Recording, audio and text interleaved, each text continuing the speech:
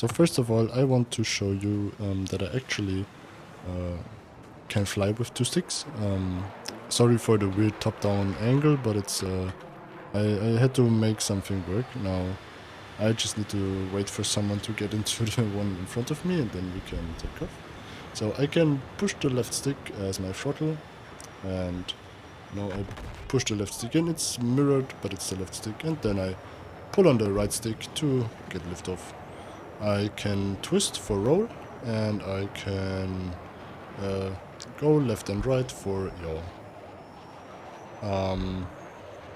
I also have some other buttons on my left stick. If I press the trigger on the left stick, I have zoom, which you can see here, and obviously I have fire on the right button, on the right trigger. And yes, this is just a quick demonstration. If I also let go of the gas, you can see my speed like slowly going down, and I can pull back to like heavily reverse thrust. You see, just for demonstration purpose, I can fly two sticks. Works very well, and yeah, so this is a quick demonstration, so you know that I'm not trolling you. And yes, we will now get into the video. Hello guys, my name is Michael, and I am today showing you how you can use two sticks or a throttle and a stick in Battlefield to fly aircraft and helicopter. The following things you need to know. Battlefield 6 right now and previous Battlefield titles usually only supported one joystick. So if you're here looking for a solution for one joystick, it's very simple because it's actually supported. You go into settings, you go under controller, settings, and you scroll all the way down to joystick. Here you can map your joystick, only one, and it works, it's standard supported by Battlefield. This is no problem, but a lot of us joystick enjoyers, I'd say, we like to fly with two or maybe a throttle and a stick, right? In my case, I have two Thrustmaster T1600s.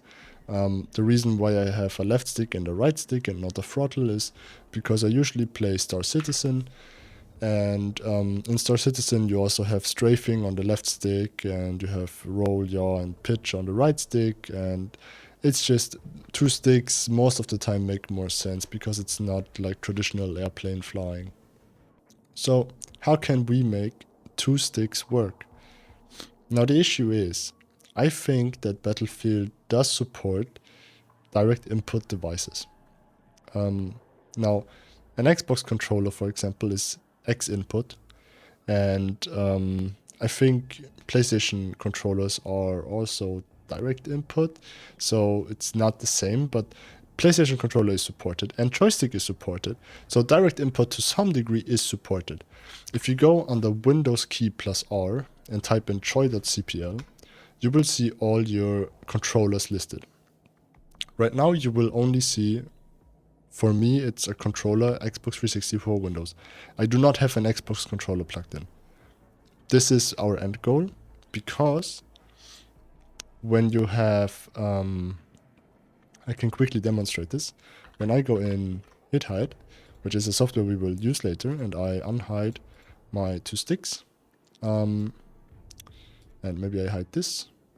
Now, this is what it usually looks like for me, is I have my two sticks and they are called the same. So I think what Battlefield does is, it looks for the first one and just takes that one, and that's it. Like it looks for the first input device and then, oh, it's a joystick, okay, you can map it to joystick, but the second one is ignored. That's, I think, how it works. So the end goal that we want to do today is we want to take our two sticks and we want to turn them into an Xbox controller. So the first piece of software that we are going to use is VJoy. What is VJoy? So VJoy basically gives you a virtual joystick.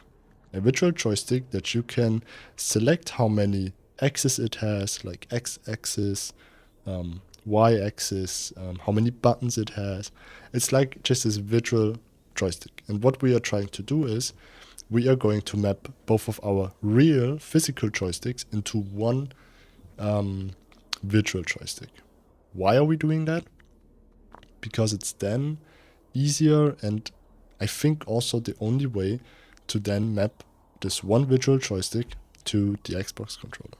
Now, the link for all of this software is in the description. It's mostly GitHub links, so they are fairly safe and they are respected in the community, especially Joystick Gremlin, VJoy. After you installed VJoy, you can search for VJoy and you will find configure VJoy. This is important. We don't really need the rest. And what you see here is these different numbers. So you can have a lot of virtual joysticks, but we only need one. So we're going to do one.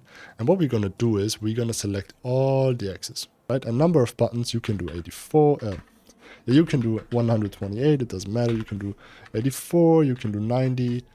It doesn't matter. Now, if your joystick has force feedback or anything, I have not tested this because I have the Thrustmasters and they don't have it, but you can enable force feedback, everything here. It also doesn't matter if it doesn't have it. And then you click apply, and that's it. Now, the next step, we're gonna use Joystick Gremlin. It's basically the software that now allows us to bind our two sticks to our one virtual VJoy device. This might look confusing at first, and I didn't understand it at first as well, but it's gonna be very easy. First thing you're gonna do is you're gonna make a new profile. That's important. And then you're also gonna save the profile. Okay? Now, what should happen here is you should see both of your sticks. And if you turn the sticks, you should see the respected axis. And also on the second stick, I should see the axis, and I should also see the button when I press them. If that's not the case, then you should check your joysticks because something is wrong. Now, we do not do anything here in the VJoy device, so don't get confused by that. We do not care about this section because the whole mapping takes place here, okay? So I will give you a very quick rundown on how exactly I mapped both of my sticks, left stick and then right stick, to my VJoy. But it's not perfect, but it works. So, this is left stick.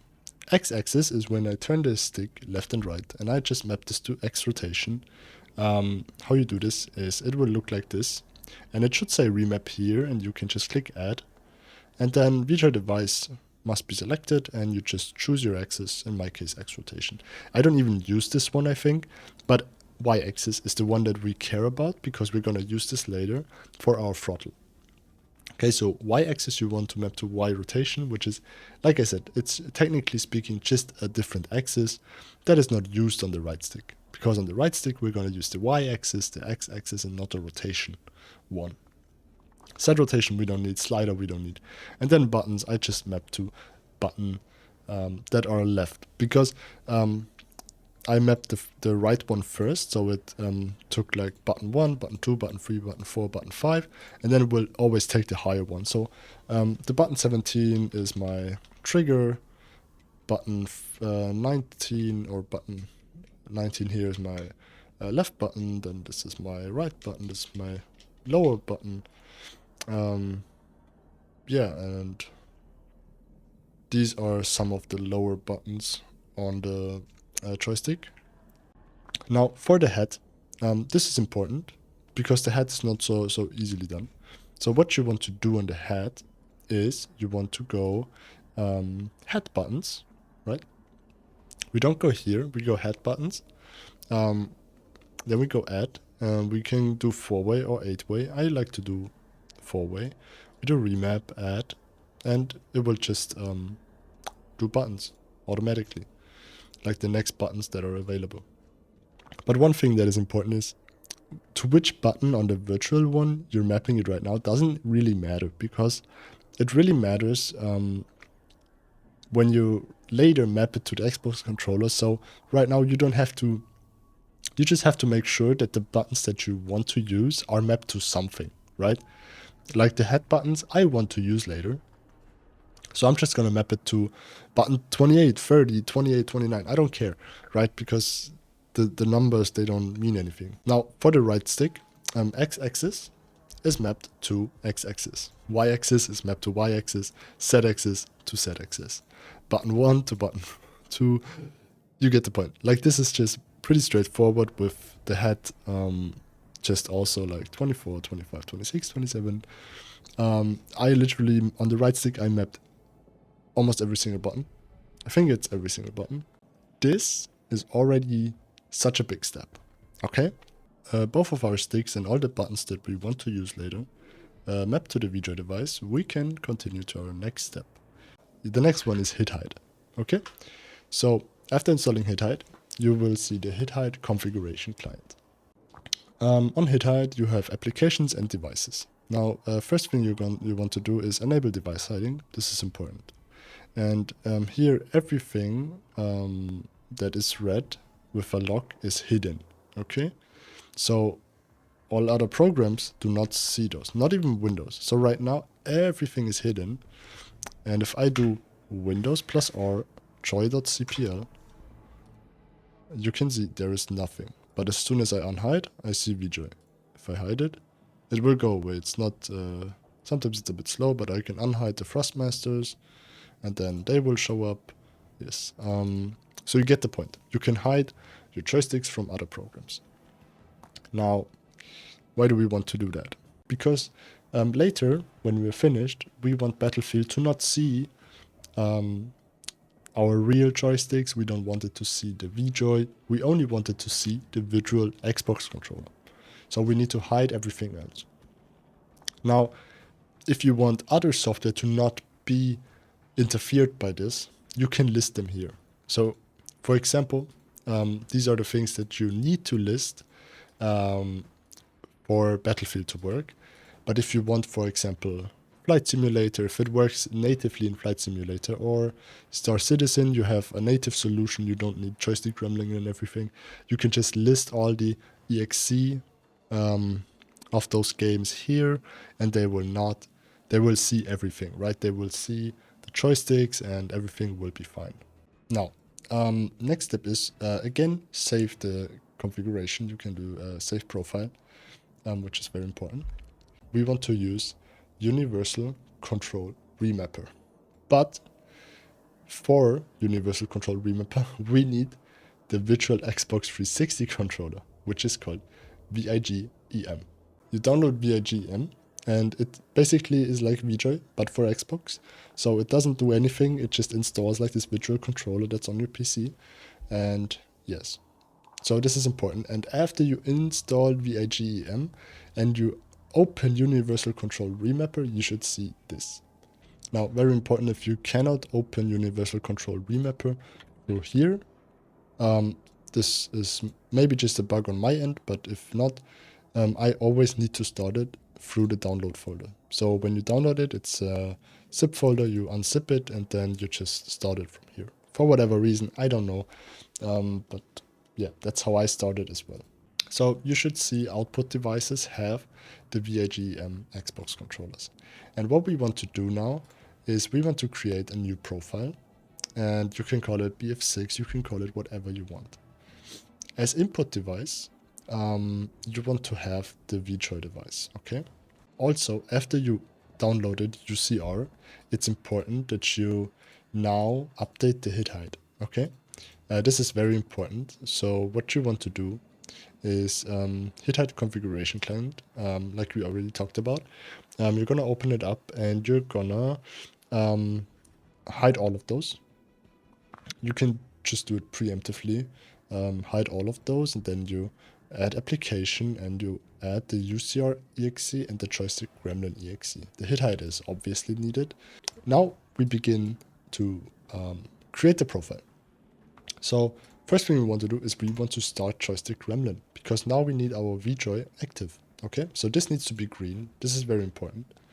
And when this is green, you can double click your profile and the edit mode pops up. Now here, please don't be scared. It maybe looks a little confusing, but it's fairly simple actually.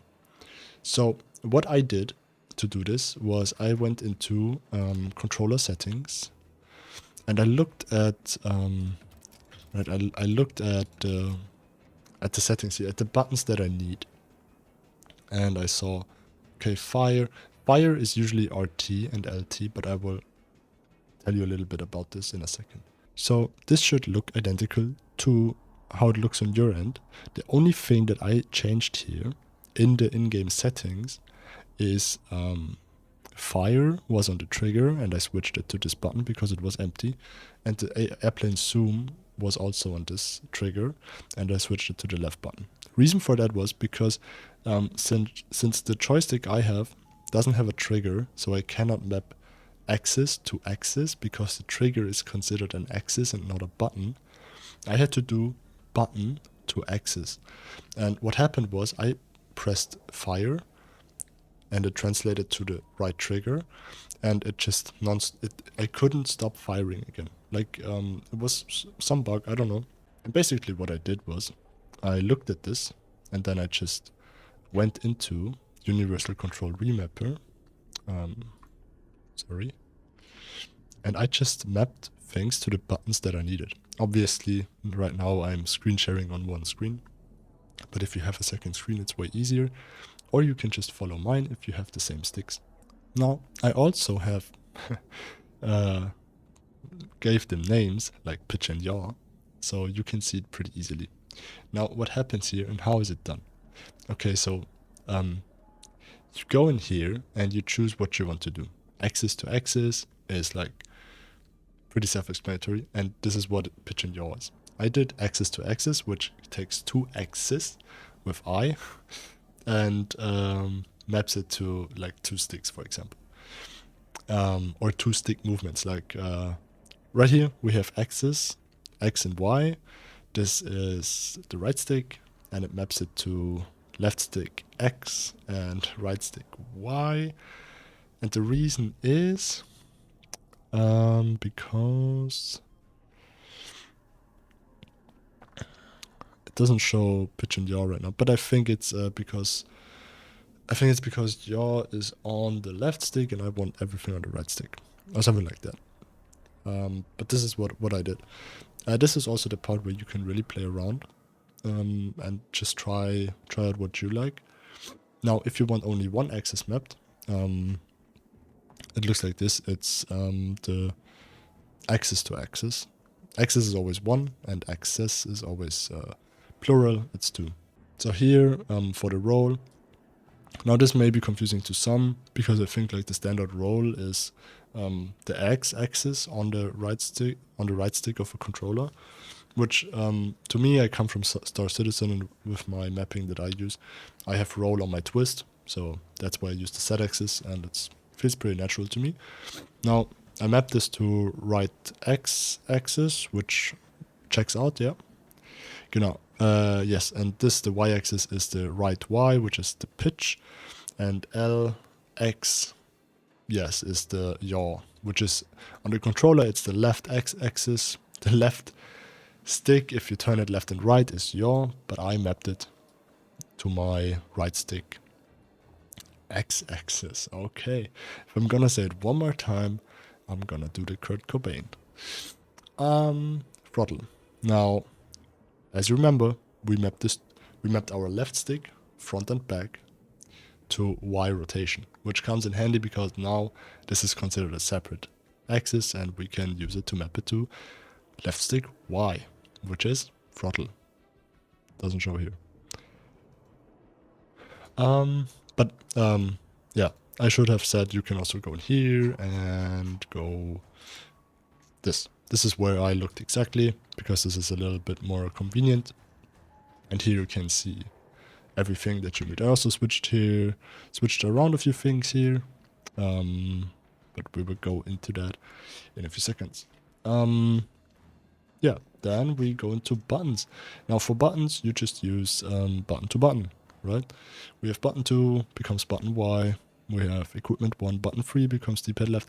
And this really is here it becomes a personal preference to a certain degree, because I map like on my head buttons, on my other buttons, I mapped stuff on places where it might not be natural to you.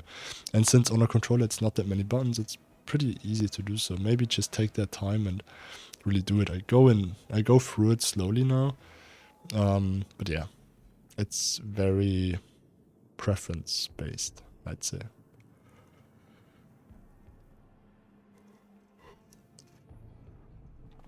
Then the exit, fire.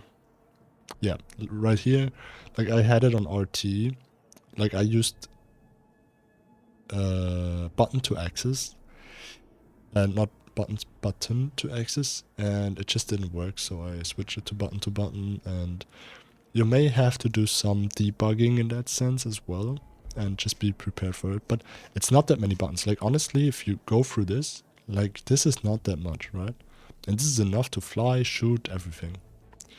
Now, let's just imagine that you have done this, right? Now you want to test it. Right? There are a few ways you can test it. So first thing you need to make sure is you can close this up.